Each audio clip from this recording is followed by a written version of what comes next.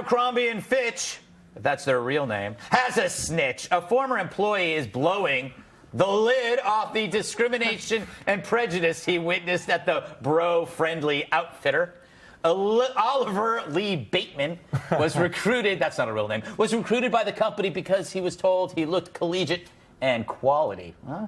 He attended weekly meetings with fellow store managers where they discussed only hiring attractive people and cutting back the hours of those who didn't look right.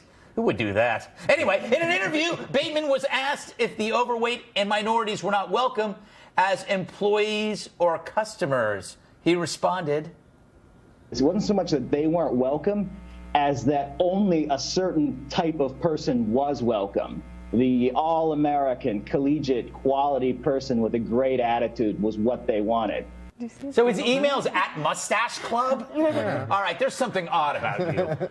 Bateman felt that the policies were wrong, so he fought back by slacking off. Yeah, that was the reason. Not wearing an ankle bracelet and writing this article 12 years later. That was prompt. It took him that long to remove all of his layered polos. All right, Sam.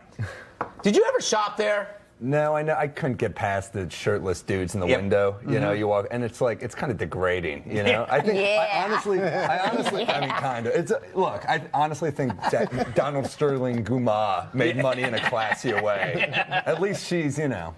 You know, it's funny.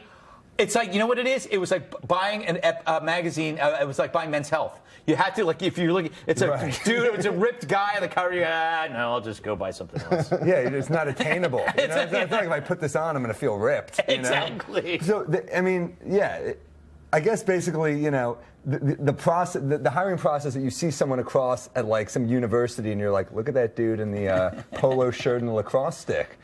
I think he's CEO material. Exactly. That's how I do it. It's just shady, you know? Well, that's how I found Joanne. Katherine, you waited 12 years. Should we care what he has to say? No, but it's so weird to think he's saying there's this secret underground Abercrombie society of all these men in khaki shorts trying to claw their way to the top. Is there an Abercrombie empire that I don't know about?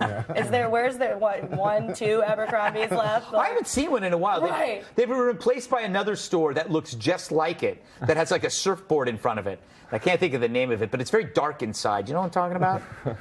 Or maybe I dreamt it. Yeah, I don't know. Hollister. Thank you. He said Hollister. Hollister's bad, too. That's like what all the people wear on Teen Mom, too, right? They all have, like, Hollister sweatshirts. Yeah. I don't know. I wouldn't know. I watch quality television. Oh, no, I watch that every day. I've seen every episode. Andy, he's now a history professor, so he's moved up. Yeah, that's fantastic. This may have been the most tedious thing I've ever read in my life. Yeah. And then, like, towards the end, which I can't even believe a minute at the part, he writes, allow me to recap. Well, I'm going to recap this. He voluntarily took a position for a company and admits he was a crappy worker who didn't care, but he says that's okay because they were an awful company. They didn't deserve for me to try. Then he was like a little turned off by the way the company put a premium on a personal appearance. But then he got really angry when they told him he was only like a B or B minus. Exactly. That's what fueled all of this. He wasn't that attractive. No, yeah.